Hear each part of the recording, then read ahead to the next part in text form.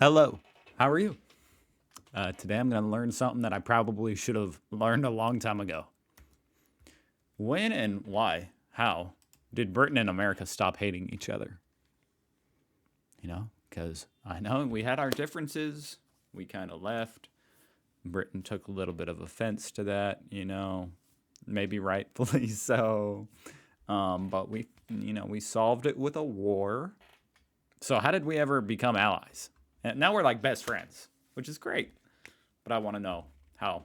Let's go. It would be an understatement to say that Britain and the USA's relationship got off to a rocky start. In 1812, Britain and America were at war, but just over a century later, they were fighting shoulder to shoulder in World War I. Which obviously raises the question, when did Britain and America become allies? There had to be a point where both went from actively disliking each other to working alongside each other. Now, before continuing, it's important to note that even in the immediate aftermath of independence, America and Britain still had strong economic ties. This isn't to say that things were always great between the two, and there were some pretty major conflicts of interest. It's funny seeing America just that.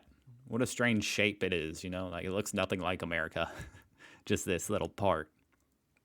Anyway. To say that things were always great between the two, and there were some pretty major conflicts of interest in the years after the War of 1812 finished. The first, and perhaps the most obvious, was the Monroe Doctrine, established in 1823. This was where the United States, by threat of military intervention, declared an end to any new European colonial adventures in the Americas. And for Britain, this was potentially a problem because it had economic interest in South America. In reality, though, it wasn't too much of a problem at all, because in 1833 it landed a force on the Falkland Islands and America did nothing. In 1842, the US did warn Britain against interference in Hawaii, which Britain did heed because America's international power was certainly growing. And it was this fact, that America was a rapidly growing great power whose interests could no longer be ignored, which would dominate Anglo-American relations for the following century. So the next major event which could have changed the Anglo-American dynamic was the American Civil War, which broke out in 1861. Britain had already abolished slavery at this point, and so you would think that it would have preferred the Union over the How much earlier did Britain abolish slavery?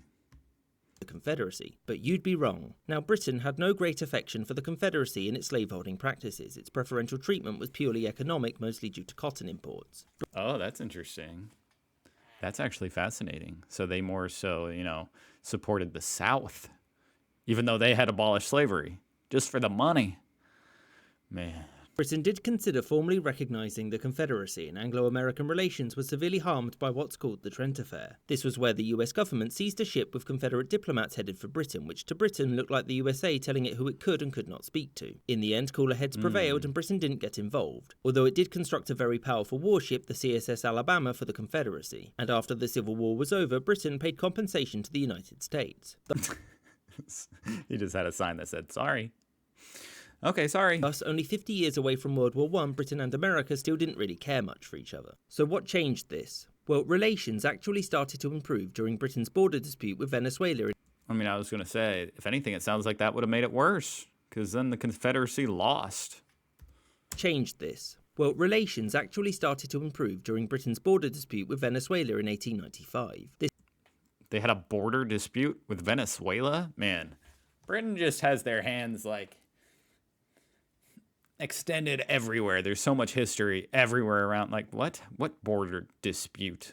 This developed into somewhat of a crisis, and the US intervened and arbitrated, siding mostly with Britain. For Britain, America Oh, there you go. So we kind of extended a little olive branch. Had conducted itself in a well-mannered fashion and given Britain most of what it had wanted. And for America, by accepting American arbitration, Britain had yielded its right to influence South America. The other reason for Anglo-American rapprochement was simple: converging interests. America had emerged from its civil war a more centralised industrial power, and after its defeat of Spain in 1898, it possessed a global empire too. And for Britain, things were rapidly changing as well. Its empire and global position was being threatened by Russia and the newly formed Germany. Britain had long practiced a policy of isolationism with respect to the European powers, but since they too were industrialising, this had the potential to threaten Britain's position. Not ideal. Thus, her most natural ally seemed to be the United States, since it was half a world away and had its own sphere of influence, plus they spoke the same language and shared many values. It was at the turn of the 20th century under President Theodore Roosevelt that America and Britain really started to become friends, particularly with respect to one foreign policy stance. So it was basically just that Britain was like, hey, we could use a friend in this new climate. Everybody else is getting a lot more powerful. You know, we've had this hands-off approach, but now it's kind of getting to the point where we're feeling a little bit, you know, we're watching our back a little bit. We could use a big, you know, a friend. And, you know, America's over there. They helped us with the border dispute. Interesting. They didn't like Germany. This agreement allowed for Britain to move its fleet away from its Caribbean colonies back to Britain to defend itself from Germany, while security in the Caribbean would fall to the US. After the First World War broke out, Germany's actions, such as U-boat attacks on American shipping and the Zimmermann telegram, combined with the fact that if Britain and France lost the war, they wouldn't be able to pay their American loans back, assured US intervention on their side. And from that point onwards, both the US and UK were largely in the same camps, barring a couple of mishaps here and there. I hope you enjoyed this episode, and thank you for watching. Huh. Just like that, huh? So it was never really any big moment that made us become friends. It was just sort of over time. It was like, okay, you know what? We're not so different, you and I. We settled our differences. Maybe it's time we just, you know, fight for each other. Okay, interesting. I'm just going to listen to this last part. This guy talks really fast. I'm going to listen to the last 30 seconds again. Stance. They didn't like Germany. This agreement allowed for Britain to move its fleet away from its Caribbean colonies back to Britain to defend itself from Germany, while security in the Caribbean would fall to the US. After the First World War broke out, Germany's actions, such as U-boat attacks on American shipping and the Zimmermann telegram, combined with the fact that if Britain and France lost the war, they wouldn't be able to pay their American loans back, assured US intervention on their side. Interesting. So them having American loans actually helped them because it gave us an incentive to go to ally with them in the First World War. From that point onwards, both the US and UK were largely in the same camps, barring a couple of mishaps here and there. I hope you enjoyed this episode, and I did.